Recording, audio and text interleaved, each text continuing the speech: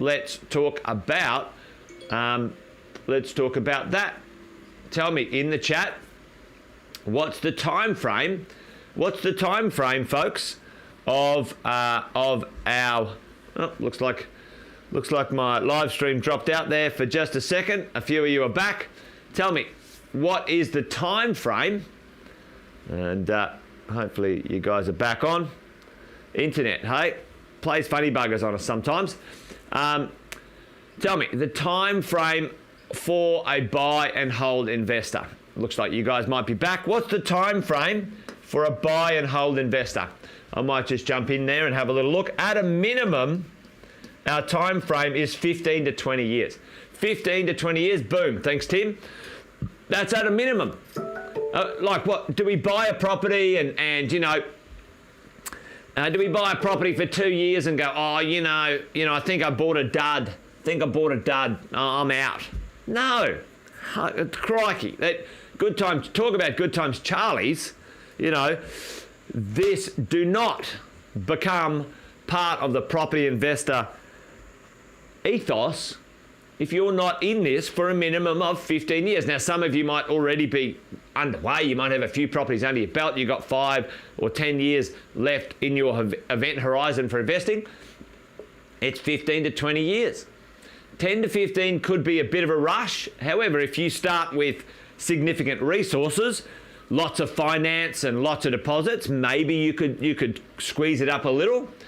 But your portfolio needs time to mature, 15 to 20 years. How much? Let's say we're talking about, as a property investor, 5 to 7 investment properties. What sort of dollars do you need to get going? What sort of amount of, let's say, starting out, what sort of money do we need to get going to start our property investment portfolio? You know, really at the end of the day, 80 to 100K, okay? 80 to 100K will get you out of the gates. Now, it depends on where you are, what city, whatever it is. Yes, you know, sometimes places are a bit more expensive than others, but 80 to 100K to get going. What's the risk? What's the risk? The risk is very low. To be honest, I would say the risk is almost nothing. The risk comes from you as the human. The property is very easy to manage or minimize risk.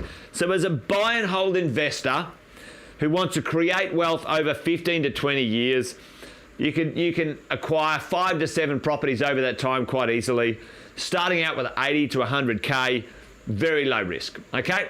Perfect, and I love that. That is a very straightforward, achievable outcome for 99% of people that I spend time with and coach and help in the property investor game. All right. Now, not to be confused with these next 2 profiles, folks. Hey, good morning, James Connolly and James Murray. Good to see you, Margaret, as well. Luke. Hey, the next 2 profiles. Let's see what they are. Buy and it's not an and. It's a. I'm trying not to give it away. I'm trying to ask you, what do you think? What do you think it stands for? Buy and. There's an and then there's an A. Buy. Morning, Alison. Good morning to you. All right. Buy it and what? I don't know. Anyway, it's a terrible way of asking. Property investors, or some buy and hold stocks. Yeah, and that's very similar to down here. Whoever said buy and hold stocks, for sure. No, that doesn't say buy and hold stocks, but that's there you go. So buy and hold, or buy and add value. I couldn't fit the V in there. So that hopefully that makes sense. They buy something and they try and add value. What are ways you can add value to real estate? Right? You buy something, you see some value to be added.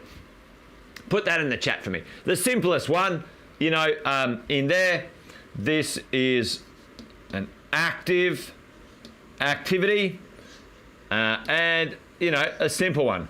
Simple way, you can renovate. What other ways can you add value to real estate? You buy it to add value, to create some Yep, absolutely. You can add a granny flat. You can subdivide. You can strata title.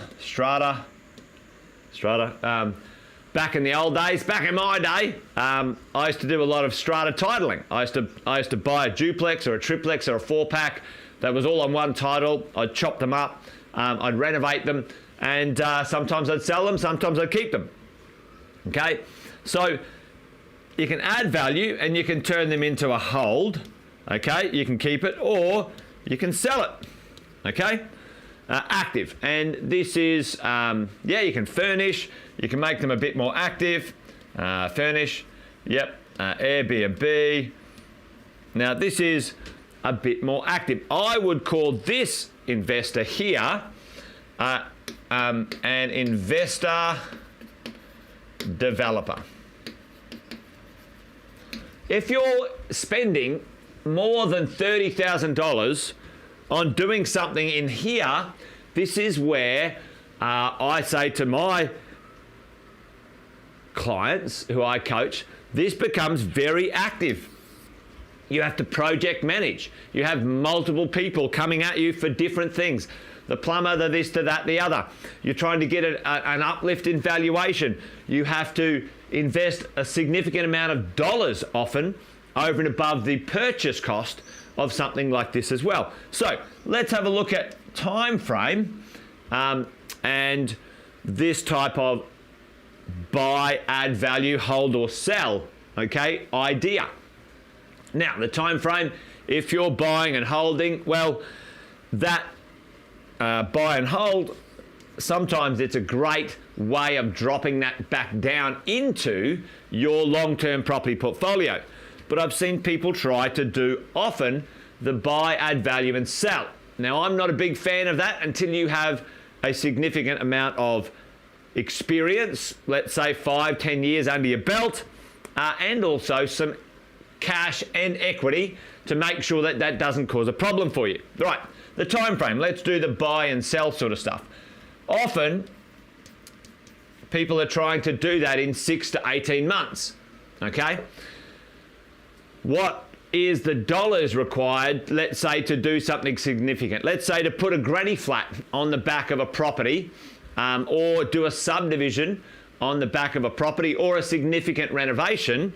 How much money will that require? Not only will you need 80 to 100K to purchase the property, but tell me in the chat, you know, a granny flat, a subdivision, or a significant